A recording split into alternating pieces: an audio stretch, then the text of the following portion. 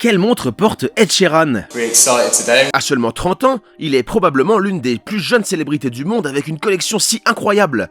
Découvrons donc tout de suite ce qu'il porte. Mais avant, prenons une minute pour faire un rapide rappel de son parcours. Né en 1991 en Angleterre, dans le West Yorkshire, Ed a commencé à écrire des morceaux dès ses années collège.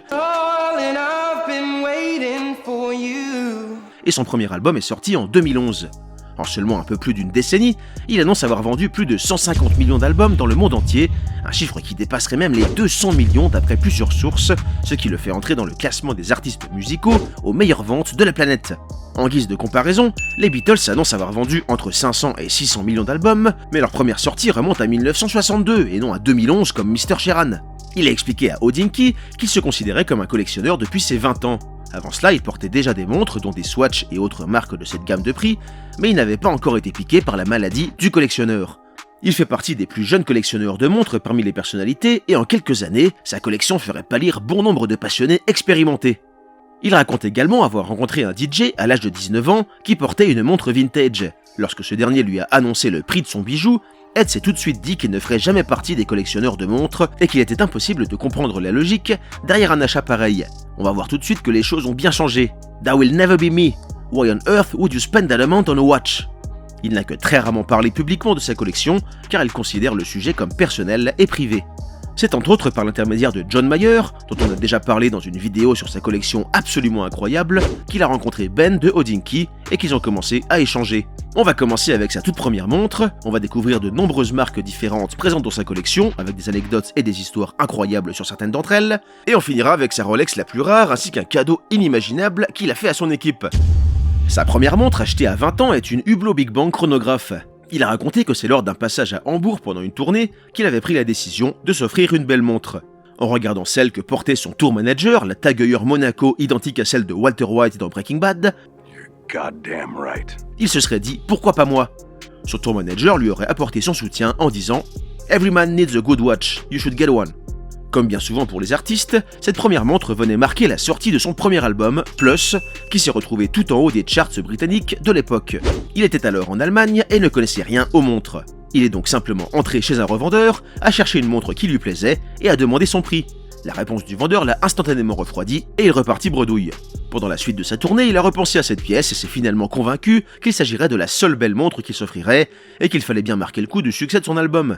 Un mois plus tard, il revint dans le magasin et s'offrit finalement cette Hublot. Il l'a portée pendant toute sa tournée internationale qui a duré plus de 2 ans et demi.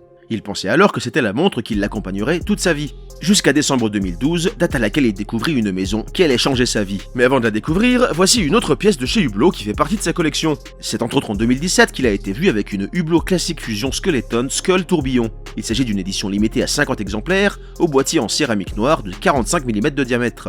Elle est entraînée par un calibre manufacture, retravaillé pour correspondre au thème de la tête de mort que l'on découvre à 6 heures sur le cadran squeletté. Cette pièce fut lancée au Bezel World de 2014 et fait parfois son apparition sur le marché gris aux alentours de 35 000 €. Petit retour dans le temps, direction décembre 2012. À cette date, Ed performa à la bat mitzvah de la fille d'un ami à New York qui lui offrit sa deuxième belle montre, une impressionnante Patek Philippe Nautilus 5726A. Une pièce en acier montée sur un bracelet en cuir, un beau cadeau au prix catalogue de 39 100 €. Cette montre restait en 2019 sa montre préférée et celle qu'il porte le plus.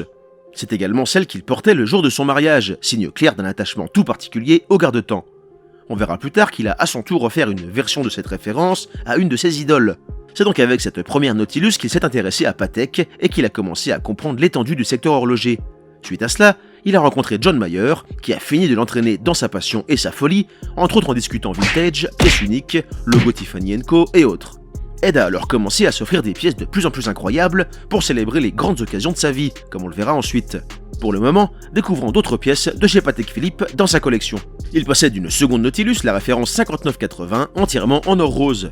Il s'agit d'un chronographe à l'affichage bien particulier, avec un sous-cadran multifonction à 6 heures. Prix catalogue 84 400 €. Lors de sa tournée Divide, il portait une Patek Philippe Nautilus 5726A, mais pas n'importe laquelle. Il s'agit là d'une version modifiée par Bamford.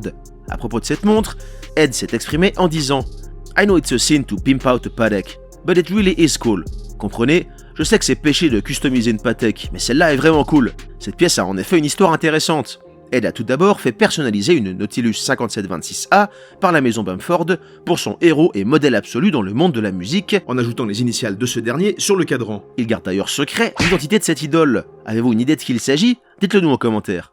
Après lui avoir offert ce cadeau incroyable en guise de remerciement pour son inspiration, Ed décida de retourner chez Bamford pour commander une seconde pièce sur mesure, avec ses propres initiales cette fois-ci.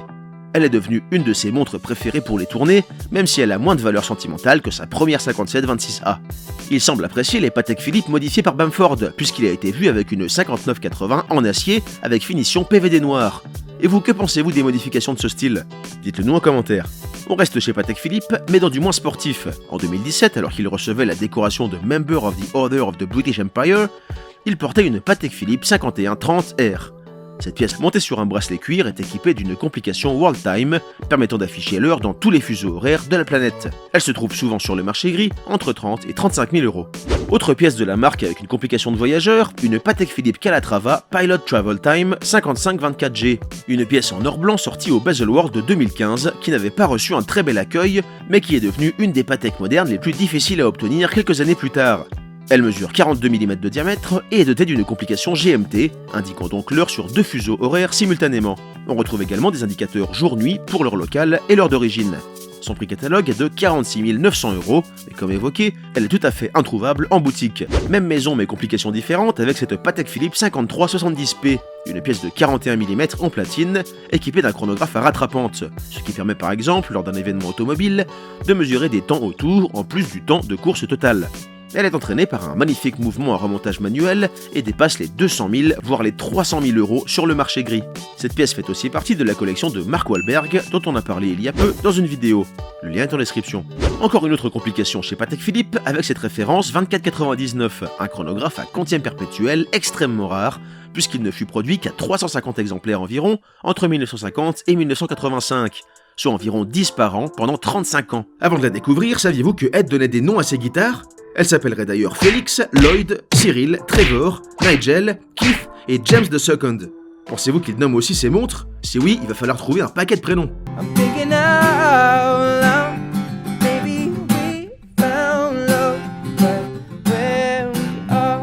La 2499 est considérée comme la dernière Patek Philippe avant le début de l'ère moderne. Elle fait partie des Graals de nombreux collectionneurs. Une grande partie des 350 exemplaires fabriqués sont en or jaune, mais il en existe également certaines en or rose, et il semblerait que celle de Monsieur Sheeran fasse partie de cette dernière catégorie. Il est très difficile de l'estimer, mais lorsque ces pièces font leur apparition dans des ventes aux enchères, elles partent facilement au-dessus de 500 000 € et atteignent parfois le million d'euros. Et pourtant ce n'est pas la Patek la plus chère du musicien passionné comme vous allez le voir. Autre chronographe à quantième perpétuel de chez Patek Philippe, la référence 1518, qu'il porte sur un superbe bracelet Bund, plus large que le boîtier de 35 mm en or jaune. Un choix de bracelet très intéressant qui change complètement l'aura de ce monument de l'horlogerie classique.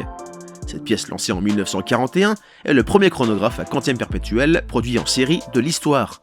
Des versions de cette référence ont été vues au poignet de plusieurs rois, dont le roi Farouk d'Égypte ou encore Michel Ier, ancien roi de Roumanie. Parmi les montres célébrant des étapes de sa vie, il évoque également une Patek Philippe 5004, un troisième chronographe à quantième perpétuel, marquant sa première nomination pour un Grammy Award. Des versions de cette référence ultra rares se trouvent parfois sur des sites spécialisés au-dessus de 340 000 €. On peut également évoquer une IWC Big Pilot qu'il s'est offert pour son 22e anniversaire. On la voit ici sur son bras tatoué. On en profite pour rappeler que Ed est un fanatique de tatouage et que beaucoup d'entre eux, comme ses montres, font référence à des moments clés de sa vie et de sa carrière. Il en a un de chat, un de Pingu, un du prince de Bel-Air et bien d'autres encore. L'une de ses pièces les plus impressionnantes est certainement cette Patek Philippe triple complication 5208P, équipée d'un chronographe monopoussoir, d'un quantième perpétuel et d'une répétition minute, l'une des complications les plus nobles qu'il soit.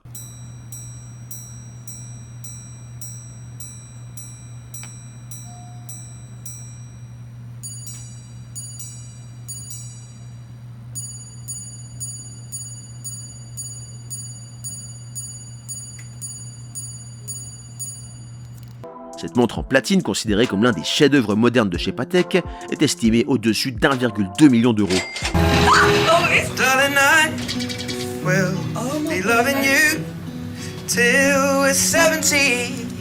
Ed a donc clairement un faible pour les montres classiques, mais sa collection de sportifs fait elle aussi tourner la tête.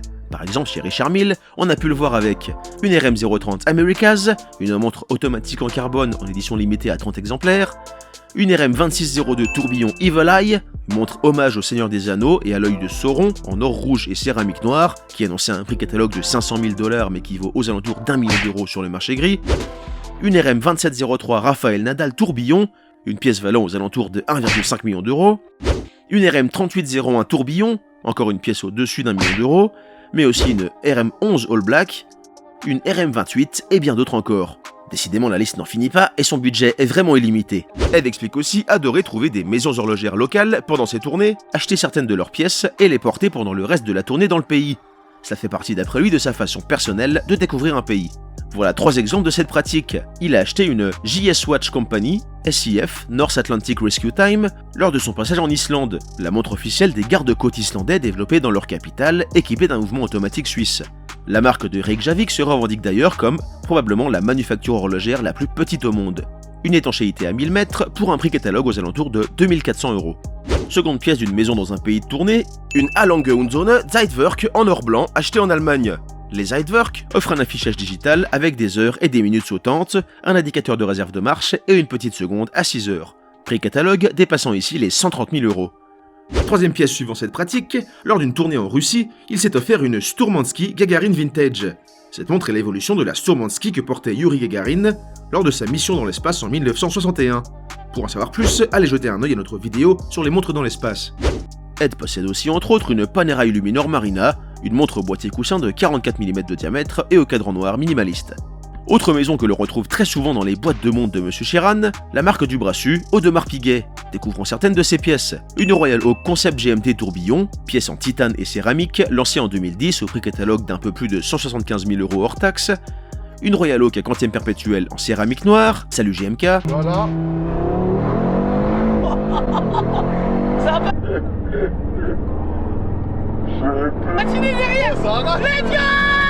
Une Royal Oak squelette en acier et une seconde en or rose, ou encore une Royal Oak Offshore Volcano. Est-ce qu'on ne terminerait pas cette vidéo avec quelques pièces de la marque à la couronne sur lesquelles le collectionneur fou que j'ai mis ma jeune capuche folle, frérot, a jeté son dévolu, puis avec le cadeau qu'il a fait à toute son équipe après une tournée qui va vous donner l'envie d'envoyer votre CV. Avant de les découvrir, on peut noter qu'il a offert une Rolex à un de ses amis rappeurs pour son anniversaire et que ce dernier l'a perdu. Mettez donc votre nom en commentaire pour qu'on vous ajoute à la liste d'attente pour devenir son pote si vous pensez être capable de ne pas perdre les cadeaux qu'il vous fera.